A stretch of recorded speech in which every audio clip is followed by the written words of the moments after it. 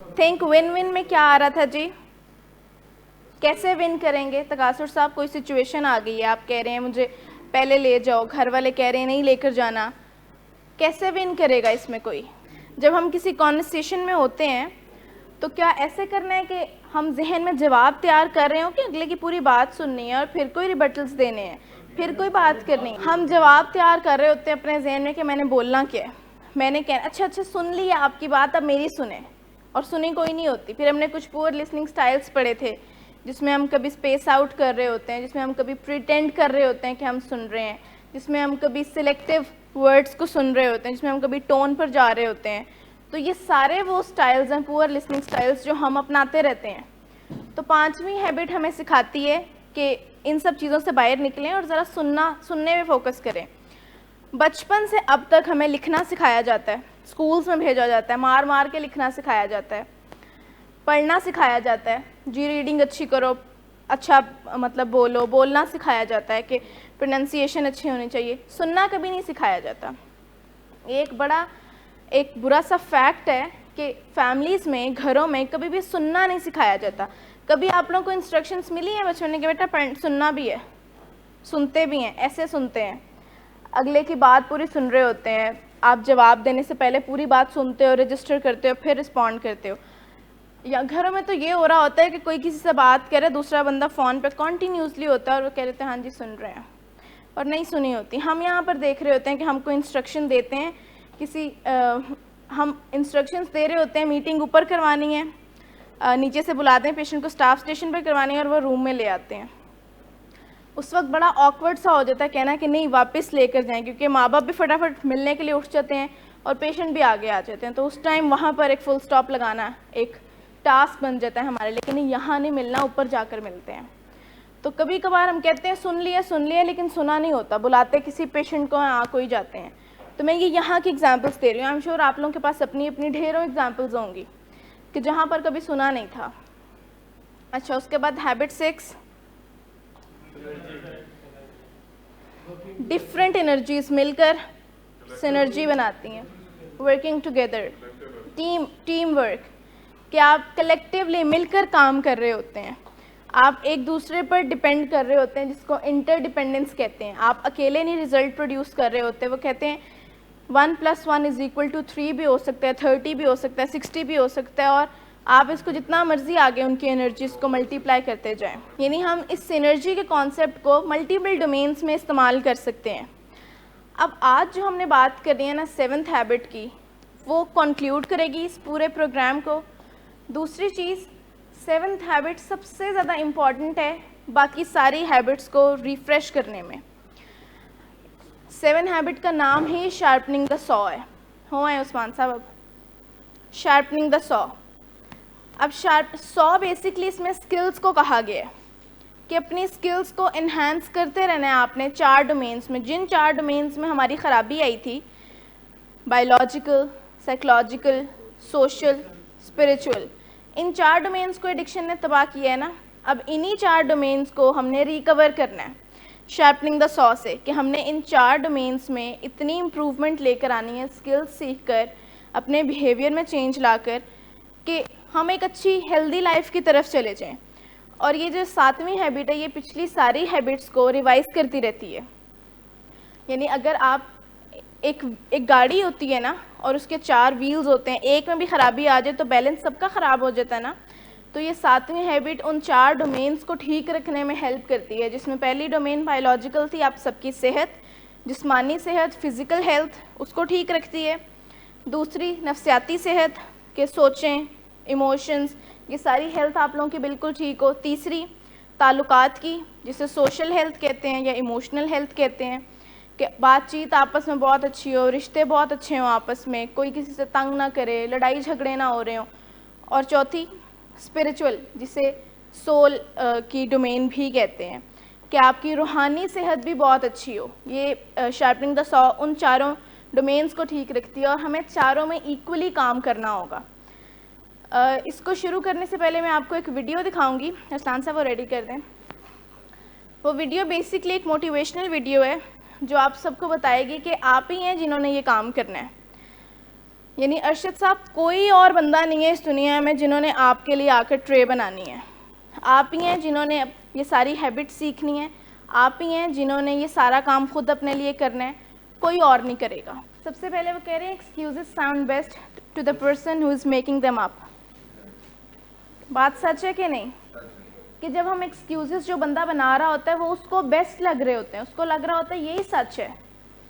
اور جو میں نے پہلے بھی آپ کو ایک بیچ میں سے ہنٹ دیا تھا کہ آپ ہی نے کرنا ہے سب کچھ, کوئی بھی ٹرے میں رکھ کر پلیٹ میں رکھ کر کچھ بھی نہیں دے گا. ریکوری بڑی مشکل چیز ہے. جی بالکل, ریکوری بڑی مشکل چیز ہے, سوبرائٹی بڑی مشکل چیز ہے, ایسے ہی نہیں کسی کو بھی مل جاتی. یہ وہ کہہ رہے ہیں کہ اگر آپ کبھی مجھے اتنا انجوائے کرتے دیکھیں گے اپنی لائف میں تو جیلس نہ ہو مجھ سے, کیونکہ میں نے بڑی محنت کی ہے, یہ سب کچھ ارن کرنے کے لیے. مجھے کسی نے بھی پلیٹ میں رکھ کر کچھ نہیں دے دیا. تو آپ لوگوں کے لیے بھی یہی message, 7th habit slide change کر دیں. 7th ہیبٹ کہتی سارا یہ ہے کہ کسی نے کچھ نہیں دینا. حسن صاحب فیملی صرف آتی ہیں ملنے کے لیے. چلیں ایک مورل سپورٹ ہے, ایک مورل اسپیکٹ کے لحاظ سے بہت اچھی چیز ہے کہ وہ آتی ہیں, وہ آپ کے ساتھ ہیں, وہ اپنے پیسے آپ پر انویسٹ کر رہی ہیں کہ آپ ایک اچھی جگہ سے علاج کرائیں, لیکن کرنا پھر بھی آپ نہیں ہے. نشے بہرحال آپ نہیں چھوڑنے ہیں, اسکلز آپ ہی نے سیکھنی ہے ڈرگ فری رہنے کے لیے, سوبر رہنے کے لیے. 7th ہیبٹ جو ہے وہ آپ کو فلی انڈیپینڈنٹ اور انٹر ڈیپینڈنٹ بنا دیتی ہے کہ جی زندگی میں یہ ساری چیزیں ہیں جو 4 ایریاز میں نے بتائے, بایولوجیکل, سائیکولوجیکل, سوشل اور اسپریچول, یہ آپ نے ان کے لیے کچھ کرنا ہے تو ہیل ہوں گے. اپنی بایولوجی آپ ہی ٹھیک کر سکتے ہیں نا. ڈرگس کرتے رہیں گے, سگریٹس پیتے رہیں گے تو لنگس کو ڈیمیج ہونے سے تو کوئی نہیں بچا سکتا سالک صاحب. بایولوجی تو ہو گئی نا خراب, برین کو ڈیمیج ہونے سے تو کوئی نہیں بچا سکتا. ایسے ہی ہے, ریلیشن شپ خراب ہونے سے کسی کا پھر زور نہیں چلتا کہ غصہ آیا ہوا ہو اور فیملی پر نہ نکلے, موڈ خراب ہوا ہو ڈرگ سے اور پھر فیملی پر نہ نکلے, یا فرینڈس پر نہ نکلے, یا پارٹنرس پر نہ نکلے. ایسا ہوتا ہے نا. اور پھر آخر میں روحانی صحت, اسپریچول ہیلتھ بھی خراب ہو جاتی ہے, خدائی بدل جاتا ہے, ہائر پاور ہی بدل جاتی ہے. کون بن جاتی ہے ہائر پاور؟ بہت خوشی ہوتی ہے تو سیلیبریشن میں ڈرگس یاد آتی ہیں, بہت غم ہوتا ہے تو اس سے نکلنے کے لیے بھی ڈرگس یاد آتی ہیں. ویسے دنیا کا خدا یاد آتا ہے, بہت غمی میں بھی خوشی میں بھی. تو اس کا مطلب ہماری ہائر پاور ہی پھر چینج ہو جاتی ہے. تو یہ 4 ایریاز ہم نے ٹھیک کرنے ہیں. سب سے پہلے وہ کیا کہتے ہیں جی, بایولوجیکل, سائیکولوجیکل, سوشل اور وہ اسپریچول. یعنی باڈی جو ہے وہ بایو میں آ جاتی ہے, جسمانی صحت جو ہماری خراب ہوئی ہوئی ہوتی ہے, برین جو ہے ہمارا سائیکولوجیکل میں آ جاتا ہے, ہارٹ یعنی دل کا رشتہ, ایموشنل بینک اکاؤنٹ کی بھی بات ہوئی تھی, ریلیشن شپ سوشل ہیلتھ میں آ جاتی ہے, اور سول یعنی اسپریچول ڈائمینشن جو کہ روحانی صحت ہوتی ہے, اپنے ساتھ تعلق, اپنا خدا کے ساتھ تعلق, یہ بھی خراب ہو جاتا ہے. بہت زیادہ ویز ہیں اپنے مائنڈ کو شارپ کرنے کے, کیسے کر سکتے ہیں اپنی سائیکولوجیکل ہیلتھ کو بہتر کرنے کے لیے. اس میں سے جو پسند آئیں آپٹ کرنا شروع کر دیں. ضروری نہیں کہ اب ہم کہیں کہ روز نیوز پیپر پڑھنا ہے تو یہاں پر تو نیوز پیپر اویلیبل نہیں ہو سکتا, تو جو ہم پیمفلیٹس دیتے ہیں, جو بھی صبح کی کلاس ہوتی ہے, جو بھی یہاں پر پڑھایا جاتا ہے, ہم وہ پڑھ کے اپنے مائنڈ کو شارپ کر سکتے ہیں. ایسا ہی ہے کہ آپ لوگ سٹوری جہاں تک لکھتے ہیں تو ہم اس کو انوینٹری سے ریلیٹ کر سکتے ہیں کہ ہم نے وہ سٹوری لکھی نا, سب نے کافی پیجز کی لکھی, تو وہ آپ لوگوں کی ایک سٹوری ہے جس سے کہ آپ کو کیا میسج ملے گا, 4 ڈومینس پر کام کرنے کا موقع مل رہا ہے. انوینٹری بیسکلی ہوتی ہے کہ جب ہم پیشنٹ سے لکھواتے ہیں یہ 12 سٹیپس 12 قدموں کے پروگرام میں ایک چوتھا سٹیپ ہے جس میں ہم کہتے ہیں جی اپنی کہانی لکھیں, مورل کہانی, فیئرلیس ہو کر, بغیر خوف کے, کہ جو کچھ اب تک غلطیاں کر دی ہوئی ہیں, غلطیاں ہوں, چاہے کسی کے ساتھ زیادتیاں کی ہوں, کوئی اچھے کام کیے ہوں, سب کچھ وہ لکھنا ہے آپ نے, بیچ میں اپنی زندگی کی کہانی لکھنی ہوتی ہے. اب جب آپ وہ آنیسٹلی لکھتے ہیں تو اس کے اندر 4 ڈومینس نظر نہیں آ جاتی کتنی خراب تھیں. جب فزیکل ہیلتھ آپ لوگ اپنی اس میں کلیئرلی دیکھ سکتے ہیں کتنی ڈیٹیریوریٹ ہو رہی ہوتی ہے ہر گزرتے دن کے ساتھ. سائیکولوجیکل ہیلتھ کتنی خراب ہو رہی ہوتی ہے, سائیکوسس میں چلے جاتے ہیں لوگ. سائیکوسس میں نہ بھی جائیں تو پیرانویا میں تو تقریباً سب جاتے ہیں, یعنی شک و شبہات میں. کوئی کہہ رہا ہوتا ہے لائٹوں میں کیمراز لگائے ہوئے ہیں گھر والوں نے, کوئی گھر میں کھانا نہیں کھا رہا ہوتا, اس طرح کی چیزیں ساری, یہ ساری بیماری کی نشانی ہوتی ہیں جو سائیکولوجیکل یعنی نفسیاتی صحت خراب کر دیتی ہیں. تیسری, پیرانویا جب کسی کو ہوتا ہے نا تو پتہ نہیں ہوتا کہ میں پیرانوئڈ ہو رہا ہوں, سب سے بڑی نشانی. یعنی بایولوجیکل بیماریاں تو یہ ہوتی ہیں نا کہ الٹی آ رہی ہے تو پتہ چل رہا ہے کیا آ رہی ہے, وہ آبزرویبل ہے. جی دوسرے کو پتہ چلتا ہے, جس کو ہو رہا ہوتا ہے اس بندے کو نہیں پتہ چلتا. بہت سے پیشنٹس کہتے ہیں مجھے کبھی پیرانویا نہیں ہوا, مجھے کبھی سائیکوسس نہیں ہوا. تو جب کسی کو ہوتا ہے نا سائیکوسس یا پیرانویا, تو اس بندے کو نہیں پتا ہوتا کہ میں آج کل پیرانوئڈ ہوں. ان کی فیملی بتاتی ہے, پھر ان کے دوست بتاتے ہیں, پھر ڈاکٹرز بتاتے ہیں, اور وہ کہہ رہے ہوتے ہیں کہ یہ سب میرے خلاف ہیں. ساری بات آ جا کر وہیں پر ہے نا کہ اپنی سائیکولوجیکل ہیلتھ امپروو کرنی ہے. کیسے کرنی ہے, اس کے یہ سارے چھوٹے چھوٹے سے طریقے ہیں کہ بس انفارمیشن لینی ہے آپ نے. آپ اپنی بیماری کے بارے میں سیکھ سکتے ہیں, آپ سیکھ سکتے ہیں کہ غصہ کیسے نہیں کرنا. آپ لوگوں میں سے کتنے لوگ ہیں جن کے اینگر کے ایشوز بہت زیادہ تھے. سائیکولوجیکل ہیلتھ میں ایک اور فیکٹر کیا آ جاتا ہے, ڈپریشن. اچھا, اب ڈپریشن اصل میں ایگزسٹ نہیں کرتا. جو کلینکل ڈپریشن ہوتا ہے نا, اس کا کرائٹیریا شاید ہمیں کبھی پتہ ہی نہیں چلا. ہم ذرا سا لو موڈ کو کہتے ہیں آج میں ڈپریس ہو رہا ہوں یا آج میں ڈپریس ہو رہی ہوں. ڈپریشن ایک کلینکل ڈس آرڈر ہے. ڈپریشن کا کرائٹیریا تو اتنا مضبوط ہے کہ اس میں کوالیفائی کرنے کے لیے وہ سارے سمٹمز ہونا ضروری ہیں. اور جس بندے کو ڈپریشن ہوتی ہے نا, اس کو اس کے علاوہ یا اس کے ساتھ بھی باقی سارے لوگ بتا رہے ہوتے ہیں کہ اس کے ساتھ کوئی مسئلہ ہے. ضروری نہیں کہ آج اگر مجھے رونا آ رہا ہے تو میں ڈپریس ہوں, نہیں, وہ میری ایک ایموشنل سٹیٹ ہو سکتی ہے. اگر ابھی میں اداس ہوں, میرا کسی سے بات کرنے کو دل نہیں کر رہا, تو وہ میری ایک ایموشنل سٹیٹ ہو سکتی ہے, وہ ڈپریشن بالکل بھی نہیں ہے. تو سب سے پہلے تو ہم نے اپنی جو مسکنسیپشنز ہیں ان کو ٹھیک کرنا ہے کہ ڈپریشن اصل میں کیا ہے اور انگزائٹی اصل میں کیا ہے. یہ انگزائٹی ڈس آرڈرز, یہ ڈپریسو ڈس آرڈرز, یہ باقاعدہ DSM میں لکھے ہوئے ہیں, جو کتاب ہم پڑھتے ہیں اس میں ماسٹر کرنے کے لیے. اور ان کا کرائٹیریا بالکل یہ نہیں ہے کہ ہم ٹانگیں ہلا رہے ہوں تو ہمیں انگزائٹی ہوتی ہے, یا ہم ریسٹلیس ہوں, یا ہمیں رونا آ رہا ہو تو ہم ڈپریس ہیں. تو جب بھی اس طرح کے سمٹمز آئیں جو مینیجیبل ہوں, خود سے مینیج کرنے کے لیے اسکل سیکھیں. اور جب کلینکل مسئلہ ہو جائے تو وہ باقی سب بھی جو ہے نا اس کو اسکرین آؤٹ کر سکتے ہیں, اور پھر ڈاکٹر کے پاس چلے جائیں اس سے ریلیونٹ. اب یہاں سے جانے کے بعد پوسٹ ایکیوٹ وڈرالز جب آپ کو ہوتے ہیں نشہ چھوڑنے کے بعد, تو اس میں ایسا ہی فیز چل رہا ہوتا ہے, اداس ناراض سا. پیشنٹ کسی سے بات نہیں کر رہے ہوتے, چپ چپ ذرا رہتے ہیں اپنے کمرے میں, چپ کر کے موویز دیکھ لیں, کھانا ٹائم پر کھا لیا, سو ٹائم پر گئے, اٹھ گئے, مسئلہ بھی نہیں دے رہے لیکن ہنس ہنس کر باتیں بھی نہیں کر رہے. اب یہ کوئی مسئلہ ہے, پہلے مجھے بتائیں, اس میں ہمیں فکر کرنی چاہیے. ایک میٹنگ میں سے کچھ باتیں یاد آئیں. یہ بالکل وہ ایگزامپل ہے کہ ایک فیملی میٹنگ میں کنڈکٹ کر رہی تھی, تو اس میں فادرس نے, جس طرح یہاں پر آئے کسی اور علاج کے لیے ہوتے ہیں, لیکن اکثر پیرنٹس معذرت کے ساتھ کہوں گی وہ چاہتے ہیں سارے مسئلے اب ٹھیک ہو جائیں. یہ کاؤنسلرز ان کو نمازیں پڑھانا بھی سکھا دیں, یہ ان کو باتیں ماننا بھی سکھا دیں ہماری, یہ ان کو کھانا بنانا بھی سکھا دیں, اور اس طرح کی چیزیں جو کہ ہمارا کام نہیں. ہم نہیں کہہ سکتے کہ آپ نماز پڑھیں, آپ نے پڑھنی ہے آپ پڑھیں, بہت اچھی بات ہے. فیملی بات کریں کہ یہ نماز نہیں پڑھتے اور اس طرح سے. تو پیشنٹ نے کہا کہ ایک دن مجھے اتنا غصہ آیا, میں اٹھا صبح نماز پڑھ, انہوں نے مجھے جگایا, میری نیند خراب کی, میں ساری رات گیم کھیل کر سویا تھا اور صبح فجر کے لیے جگا دیا, اور مجھے بہت غصہ آیا. میں بھی پھر اٹھ کر جا کر دوسرے کمرے میں بیٹھ گیا اور پریٹینڈ کیا کہ میں نماز پڑھ رہا ہوں, اور 10 منٹ بعد آ کر سو گیا کہ پڑھ لی ہے. تو میں نے کہا کہ اگر آپ اٹھ ہی گئے تھے بستر سے, اگر آپ کی نیند خراب ہو ہی گئی تھی, اور اگر آپ باتھ روم تک چلے گئے تھے تو نماز بھی پڑھ لیتے. تو یہ وہی والی ایگزامپل نہیں ہے کہ جب ہم روم سے آ جاتے ہیں, وہ ہمیں ہمارے کمفرٹ زون سے نکال کر یہاں کرسیوں میں بٹھا دیتے ہیں, تو پھر سن ہی لیتے ہیں.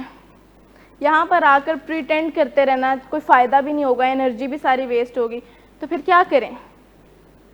اچھا نہیں ہے, سن لیں, ہیلپ ہو جائے گی مینٹل اسپیکٹ میں. آگے کیا ہے جی؟